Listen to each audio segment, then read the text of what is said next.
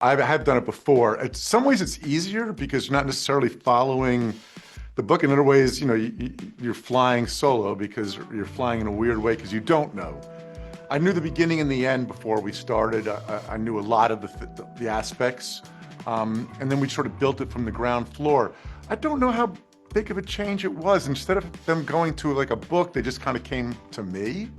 So, and I really did have this a lot in my head before we started, so I don't know how much different it actually ends up being. The beginning, there's two things that sort of started. One is the more serious aspect is I had a lot of loss in my life in my 20s and 30s, including the first one being my father. And I miss him greatly, and I was thinking how we all think, wouldn't it be great if I could see him again? Wouldn't it be great if I could hug him one more time? If I could talk to him one more time? So that aspect became sort of the father-son aspect of Bill Nye and Sam Claflin together, and then adding more of the family, so we have more of a family drama with Alexandra Roach, the killing of his sister and murder of his sister years earlier. So we wanted that aspect. And then I guess the bigger aspect came sort of with a cry of eureka. I finished playing tennis, I leave the court, and I look across the street and I saw a doctor's office, and I'd taken my father-in-law there. We had severe depression issues, and I was thinking about how a psychiatrist's office, every day, every hour, every week, monthly, years, they just hear misery, right? You hear dark secrets, you tell things you would never say to anybody else. Where does all that energy go? Does it just go out in space, or does it actually seep into the walls when a room has heard that many stories and that many things?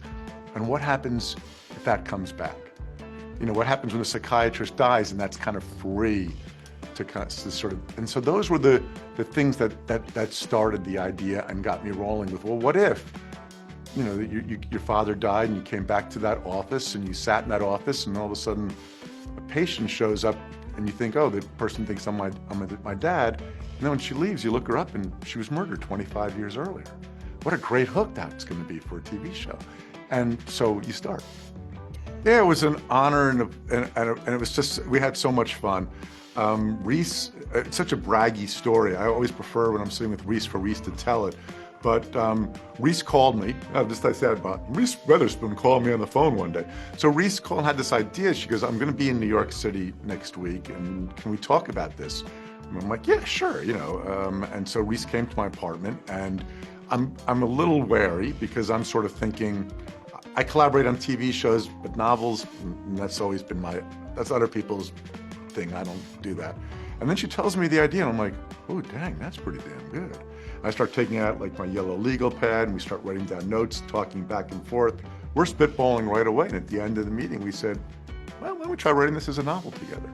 And she was great to work with. I mean, she knew exactly how to handle me, when to give me room, when to crowd me, when to inspire me, when to to give me the rest, and vice versa. We became very close from it, and it was a real honor and pleasure.